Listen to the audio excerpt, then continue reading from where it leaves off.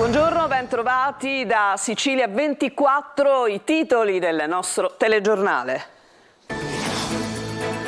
Catania ha arrestato un 26enne nel quartiere San Cristoforo. Nella sua abitazione trovati un fucile, un Kalashnikov, 4 pistole e proiettili. I carabinieri sequestrano l'intero arsenale. La Sicilia orientale si lascia alle spalle una giornata d'allerta rossa, restano i danni causati in particolare dal vento e dalle forti mareggiate, disagi alle Eolie, un ferito a Caltanissetta. Domenica sotto gli ombrelloni, per i cittadini e turisti catanesi, i visitatori delusi speravano in una vacanza con giorni di sole e di mare. L'Etna protagonista, con forti boati e sbuffi di cenere lavica, strade, tetti e balconi anneriti dalla coltre nera. L'aeroporto Fontana Rossa di Catania, dopo la sospensione delle operazioni di volo da ieri pomeriggio, riapre lo scalo dalle 9 di oggi. Amministrative, l'ultima settimana di campagna elettorale, domenica prossima si voterà in 130 comuni siciliani, Catania, Siracusa, Trapani e Ragusa, i capoluoghi coinvolti, in arrivo i big della politica a sostegno dei candidati.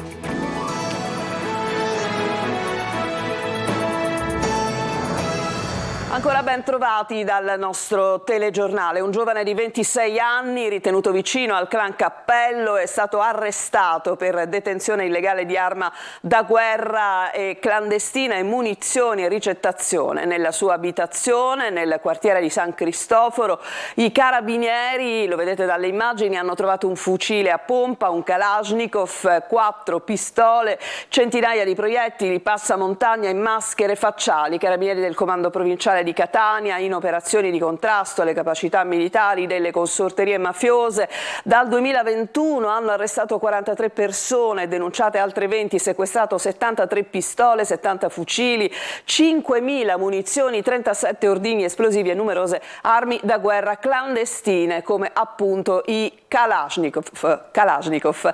Noi cambiamo decisamente argomento e pagina. Ieri la Sicilia, in particolare la Sicilia orientale, ha vissuto un'ennesima giornata di maltempo, fuori stagione, il pericolo era da allerta rosso e adesso rimangono effettivamente i danni, in particolare causati dal vento e dalle forti mareggiate. Ma sentiamo Lorena Dolci. L'ondata di maltempo è arrivata, ma non così intensa come annunciato, e pensando all'Emilia-Romagna viene da aggiungere per fortuna. L'allerta rossa su Catania e Messina e il resto della Sicilia orientale ha portato piogge, mareggiate e raffiche di vento, ma il bilancio finora non è drammatico. I vigili del fuoco hanno effettuato un centinaio di interventi, la maggior parte per alberi pericolanti, pali divelti, cartelloni in bilico o allagamenti. A Caltanissetta il forte vento ha fatto staccare la lamiera di un lucernario del cantiere del Palazzo di Giustizia. La lamiera ha colpito un ragazzo di 29 anni che stava camminando, ferendolo d'un braccio. Qui siamo ad Agrigento. Il vento ha sconvolto le piazzette di fronte allo stadio Esseneto di Agrigento, normalmente frequentata da bambini ed anziani. Situazione più critica alle isole Eolie, flagellate da una forte mareggiata. I siti più colpiti sono le aree portuali, dove le onde hanno scardinato la pavimentazione, come nel caso di Sottomonastero a Lipari. A Vulcano è stato distrutto il cantiere per la realizzazione del nuovo approdo per gli aliscafi. Le migliorate condizioni del mare consentono qualche collegamento da e per Lipari, Vulcano e Salina. Impossibile invece raggiungere le altre isole che restano isolate. Questo è il porto di Tremestieri a Messina, rimasto chiuso alcune ore per le condizioni meteo, con i mezzi pesanti dirottati sulla rada San Francesco. L'allerta meteo sulla Sicilia resta fino alle ore 24, codice rosso sui versanti orientali, arancione nel resto dell'isola. Attualmente abbiamo un minimo depressionario che è sullo Ionio e quindi a ridosso della costa orientale, ed è quello che sta determinando l'instabilità di oggi, fortunatamente non così intensa come era stata prevista, perché piano piano, siccome si sta spostando verso est, tenderà a mollare la presa nella giornata odierna sulla nostra regione. Questo non vuol dire che da domani ritornerà il sole a 360 gradi, però incominceremo ad avere al mattino ampi sprazzi di sereno che però nel pomeriggio saranno accompagnati da instabilità atmosferica pomeridiana con temporali anche localmente intense sui rilievi delle aree interne, ma comunque che abbracceranno buona parte della nostra regione. Un quadro di instabilità generale che costringe gli stessi meteorologi a aggiornare continuamente le previsioni. E purtroppo una donna è morta in un incidente stradale che si è verificato ieri a Gravina di Catania. Era a bordo della sua Fiat Panda quando in via del Carabiniere ne ha perso il controllo. L'auto, forse per l'asfalto reso viscido dalla pioggia, è finita contro un palo dell'illuminazione, si è completamente ribaltata. Per la donna non c'è stato nulla da fare. Sul luogo dell'incidente sono intervenuti i vigili del fuoco e carabinieri, sotto shock i familiari della vittima, accorsi dopo essere stati informati dell'accaduto. E l'allerta rossa di ieri a Catania ha decisamente cambiato i programmi non solo dei cittadini ma anche e soprattutto dei visitatori, dei turisti, delusi perché speravano di trascorrere una vacanza con sole e naturalmente al mare. Emanuela Corsi. Dagli ombrelloni agli ombrelli. La centralissima via Etnea di Catania si presenta così: una distesa di ombrelli sotto i quali cittadini e turisti coperti da piumini e impermeabili si riparano dalla pioggia. L'allerta rossa diramata dalla Protezione Civile ha reso la città quasi deserta. In centro si incontrano per lo più turisti che hanno dovuto rivedere i loro piani a causa delle condizioni meteorologiche avverse. Questo tempo mi ha rovinato tutta la vacanza. Con le mie amiche, un mio amico è di Mineo, doveva venire oggi ma è tutto allagato. Today we have no idea yet. We go to a restaurant and then.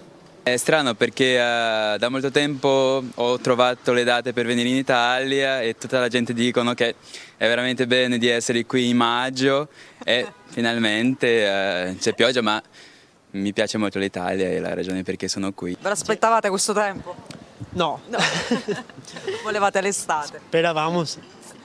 Che tempo avete lasciato dalle vostre parti? C'era il sole. Programmi cambiati anche per i catanesi che ricordano il sole e il caldo degli anni passati. Tutti gli anni non sono uguali purtroppo. Un maggio così non lo ricordo, non è a mia memoria. Nelle località di mare c'è il deserto. Nel borgo di San Giovanni Licuti, nelle scorse settimane preso d'assalto dai primi bagnanti, sembra novembre. Siamo qua a goderci questo tempo così strano per il periodo che è, però dai, tutto sommato va bene così. Ce la prendiamo come viene perché comunque non è freddo, quindi la passeggiata si può anche fare. Questo clima autunnale e non da primavera inoltrata a qualcuno però piace. Un maggio invernale. Il mare è in tempesta, però è sempre bello guardarlo. Ha il suo fascino. Sì. Speriamo che non fa il maltempo, speriamo che non porta danni. E domani poi sembra che il tempo si rimetta, dai. Perciò va bene. In attesa di un miglioramento delle condizioni meteorologiche, la raccomandazione per tutti è di uscire o spostarsi solo in caso di necessità e comunque di adottare la necessaria prudenza negli spostamenti. E proprio ieri a complicare la situazione, già resa particolare dalle condizioni meteorologiche, ci ha pensato l'Etna, che dopo mesi di relativa quiete si è risvegliata con boati e pioggia di cenere vulcanico che ha ricoperto molti comuni. Sentiamo il racconto della giornata di ieri nel servizio di Tonino De Mana.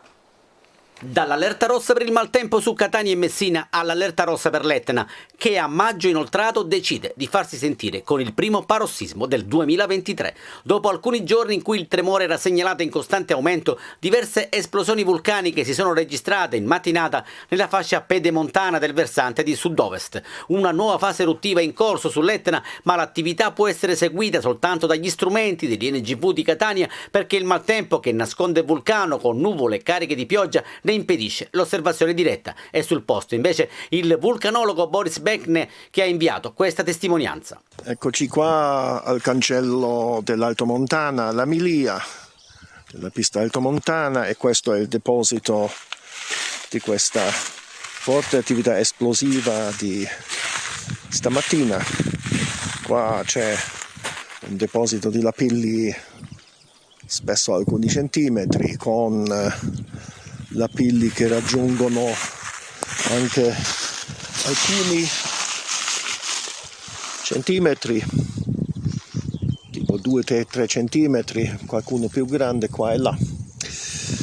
Questo è il risultato di questa ultima attività esplosiva, probabilmente al cratere di sud-est, che ormai sembra essersi calmata, non c'è più ricaduta, non si sentono rumori, quindi per questa volta è tutto. La cenere lavica, mista a pioggia, è caduta copiosa in diversi comuni alle pendici del vulcano. Forti boati sentiti dalla popolazione e seguiti da un'evidente caduta di cenere lavica su Biancavilla e Adrano, cui si riferiscono le immagini. Strade, tetti e balconi ricoperti da sabbia del deserto ed anneriti dalla fastidiosa coltre nera sospinta dal forte vento anche in direzione dell'aeroporto Fontanarossa. A tal proposito la SAC, la società che gestisce lo scalo etneo, comunica la sospensione delle operazioni di volo fino al ripristino delle condizioni di sicurezza. Numerosi voli sono stati già dirottati su Palermo. E il ripristino delle condizioni di sicurezza è avvenuto perché per tutta la notte sono proseguite le operazioni per ripulire dalla cenere le piste dell'aeroporto che appunto è riaperto alle 9.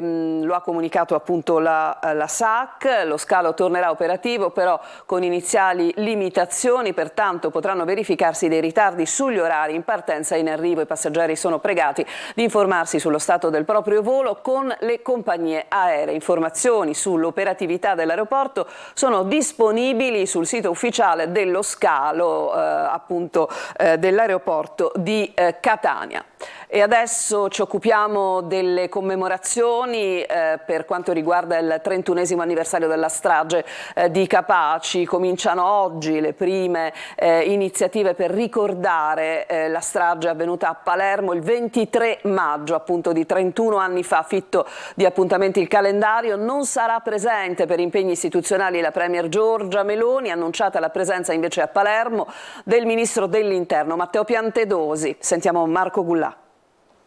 Cortei, manifestazioni, centinaia di studenti coinvolti e l'evento principale che questa volta si terrà davanti l'aula bunker del carcere Ucciardone. Martedì 23 maggio sarà un giorno della memoria, come sempre ricco di appuntamenti, un giorno per ricordare il 31esimo anniversario della strage di Capaci in cui persero la vita il giudice Giovanni Falcone, la moglie Francesca Morvillo e gli agenti della scorta. Si inizierà già domani con un corteo della rete antimafia che partirà dal tribunale e farà capolinea in questura. Martedì non ci saranno le navi della legalità al porto e non verrà nemmeno la premier Giorgia Meloni, impegnata nel Consiglio dei Ministri per fronteggiare l'emergenza delle popolazioni alluvionate dell'Emilia Romagna. In città dovrebbe arrivare invece il ministro dell'Interno Matteo Piantedosi per l'inaugurazione del giardino di Palazzo Jungo in Piazza Magione. Uno dei due momenti clou della giornata sarà davanti l'aula bunker dell'Ucciardone. Verrà allestito un palco in cui saliranno, tra gli altri, la sorella del magistrato ucciso Maria Falcone, il prefetto Maria Teresa Cucinotta, il procuratore capo Maurizio De Lucia,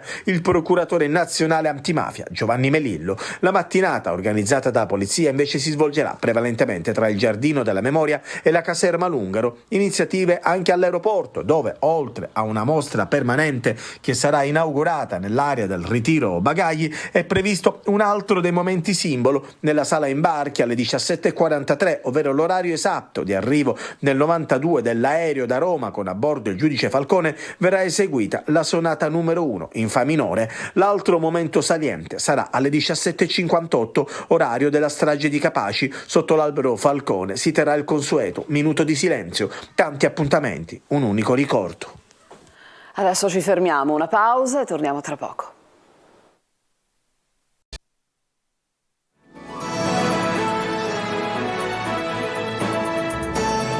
Seconda parte di Sicilia 24, meno di una settimana alle elezioni amministrative e solo 5 giorni in realtà di campagna elettorale prima della chiamata alle urne per i comuni siciliani. Si tratta di poco meno di 130 comuni, tra questi anche 4 capoluoghi di provincia. Lo ricordiamo, si vota a Catania, Trapani, Siracusa e Ragusa. Intanto da oggi comincia la discesa vera e propria dei big nazionali della politica a sostegno dei candidati. Sentiamo Manlio Viola. Ultima settimana di campagna elettorale in Sicilia in vista delle elezioni del 28 e 29 maggio che vedranno al voto quasi 130 comuni. La Sicilia infatti vota con un ritardo di 2 settimane rispetto al resto del paese che invece nelle stesse date vedrà i ballottaggi delle amministrative. 4 i capoluoghi di provincia, a cominciare da Catania ma seguito da Ragusa, Siracusa e Trapani, 15 nel complesso i comuni maggiori chiamati alle urne. Ultima settimana, come di consueto, dedicata alla discesa dei big che verranno a chiudere le rispettive campagne elettorali. Per sostenere Enrico Trantino, candidato sindaco venerdì 26 maggio a Catania, l'ultima disponibile prima del silenzio elettorale dell'apertura dei seggi, arriva sia la premier Giorgia Meloni che il leghista Matteo Salvini e il coordinatore di Forza Italia Antonio Tajani. Questo è giusto per far capire quanto pesi Catania anche a livello nazionale nella tornata di elezioni. A proposito di Salvini, il vice premier e ministro delle infrastrutture e dei trasporti sarà in Sicilia per incontri istituzionali già da domani. Prima tappa, lunedì 22 maggio, a Catania per l'avvio dei lavori del quarto lotto del nuovo itinerario Catania-Ragusa. Nella stessa giornata sarà la presentazione delle liste dei candidati di Prima l'Italia. A seguire ad Agrigento, ospite di un convegno organizzato da Confcommercio in tema di infrastrutture e turismo. Altra tappa a Licata per un incontro in piazza con i cittadini per la presentazione della lista Lega Salvini Premier. Martedì 23 maggio infine è previsto un incontro con la stampa a Siracusa e la presentazione della lista dei candidati di Prima l'Italia. Nello stesso giorno c'era annunciata la presenza di Giorgia Meloni per le manifestazioni in ricordo di Falcone, ma non è confermata. Da qui alla fine della campagna elettorale ci saranno anche altri big della politica nazionale in Sicilia. In Casa Dem si sta lavorando per una seconda presenza catanese della segretaria Elis Klein. Ancora non si è però stabilita una data. Prima del voto si terrà comunque un evento con l'ex ministro del Sud Giuseppe Provenzano. In zona 5 Stelle stanno lavorando al comizio dell'ex premier Giuseppe Conte, chiamato a parlare in una città dove il reddito di cittadinanza, proprio prossimo alla rimodulazione, ha toccato i tassi più alti di adesione. Anche il leader di Sud Chiama Nord, Cateno De Luca, sta pensando a una prossima tappa a sostegno del candidato sindaco Gabriele Savoca. La Conferenza Episcopale Italiana, come si sa, ha allentato le restrizioni anti-Covid e dopo oltre 2 anni in chiesa torna in modo tradizionale il segno della pace tra i fedeli. Adelaide Barbagallo. Stop alle mascherine, sia al segno della pace, stringendosi le mani, torna l'acqua benedetta nelle acqua santiere. Nelle chiese italiane si chiude definitivamente il doloroso capitolo dell'emergenza Covid. Con una lettera indirizzata ai vescovi, la presidenza della Conferenza Episcopale Italiana annuncia che tutte le attività ecclesiali, liturgiche, pie e devozioni possono tornare ad essere vissute nelle modalità consuete. E la parola fine sulle restrizioni adottate per limitare i contagi. Che cosa cambierà nelle nostre comunità? La cosa più importante certamente credo che sia quella di poter di nuovo fare la comunione così come lo si desidera e come si era abituati. Si potrà di nuovo ricevere la comunione sulla bocca e potranno di nuovo le acque santiere essere piene di acqua benedetta, possiamo riprendere l'aspersione con l'acqua benedetta durante le celebrazioni, possiamo riprendere le processioni offertoriali, già in tante comunità questa pratica era già ripresa, possiamo riprendere lo scambio della pace che tanto ci ha privato di umanità, di contatto fisico. La CEI lascia ai vescovi diocesani la possibilità di disporre o suggerire alcune norme precauzionali come l'igienizzazione delle mani prima della distribuzione della comunione. Giro di vite, infine, alle celebrazioni via web. Nei mesi bui della pandemia sono state la sola possibilità per vivere l'Eucaristia, anche con la comunione spirituale, ma c'è il rischio che vengano considerate un surrogato alla celebrazione in presenza e dunque viene raccomandato di limitarle. Ecco, tutto questo davvero ci fa gioire, ci fa dire grazie al Signore di questi momenti difficili che abbiamo vissuto, ma non possiamo dimenticare. Papa Francesco dice che ciò che di più grave c'è della pandemia è dimenticare quello che la pandemia ci ha insegnato. Il pensiero va infine alle tante persone che hanno perso la vita, tra cui centinaia di sacerdoti che hanno contratto l'infezione adoperandosi per il proprio ministero. Adesso ancora una pausa e poi la pagina dello sport in chiusura.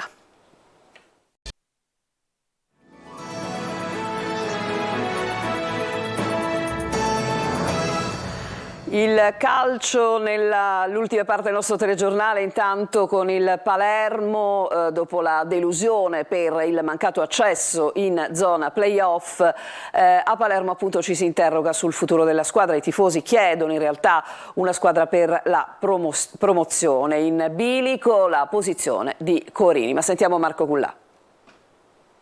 Al triplice fischio di Palermo-Brescia i tifosi rosanero dalla curva hanno intonato un coro: meritiamo di più. Segnale di delusione per dei playoff che erano ampiamente alla portata e che invece in maniera assolutamente rocambolesca sono stati falliti dal Palermo, che a fine primo tempo, avanti per 2-0, aveva in pugno vittoria e settimo posto. E adesso è già tempo di ripartire. Intanto la squadra rosanero proseguirà gli allenamenti ancora per qualche giorno prima del rompete le righe. Ma la domanda che i tifosi in questo momento si fanno è: che obiettivi ha il City Group per il Palermo? L'Addisoriano aveva parlato di anno di consolidamento per l'attuale campionato e poi obiettivo promozione dalla prossima stagione. Il banco di prova ovviamente sarà il mercato estivo. Ma è chiaro da parte di tutti, da parte della società, da parte della direzione tecnica, da parte mia, di cosa vuol dire indossare questa maglia, dell'obiettivo che dobbiamo raggiungere. Questa esperienza secondo me sarà molto importante per andare a approfondire determinate situazioni e per far sì che questa squadra sia migliore e che porti il club dove tutti lo vogliamo portare e ne abbiamo la piena consapevolezza. Ma uno dei nodi del nuovo Palermo sarà proprio quello relativo alla figura dell'allenatore. Al momento non filtrano novità sul futuro di Corini, ma il City Group sta già facendo le sue valutazioni e entro inizio giugno ci saranno sicuramente delle schiarite. E poi c'è da riscrivere il futuro di Matteo Brunori. Il bomber rosanero dovrebbe firmare il rinnovo e nonostante le sirene di mercato, che sicuramente suoneranno, resterà comunque al Palermo. Ci saranno invece molti calciatori con la valigia in mano, ma tutto ovviamente dipende dai programmi e dagli obiettivi che il City Group vorrà fissare per la prossima stagione. E siamo alla pallavolo maschile con l'impresa della Saturnia AC Castello che bissa il 3-0 al Casarano, ma questa volta in terra pugliese, conquista la promozione in Serie A2. Il sestetto di Cantor domina i primi due set vincendoli entrambi per 18-25 e soffre nell'ultimo parziale che riesce a chiudere con il punteggio di 28-30. Alla fine festa grande per il team castellese del patron Pulvirenti che adesso sogna la Superlega. Con questa notizia si chiude questa edizione di Sicilia 24, io vi ringrazio per averci seguito e vi rinnovo l'appuntamento con il telegiornale su Telecolor alle ore 14, vi lascio adesso insieme a Michele Cucuzza e Emanuela Corsi per il consueto appuntamento con Buongiorno Sicilia.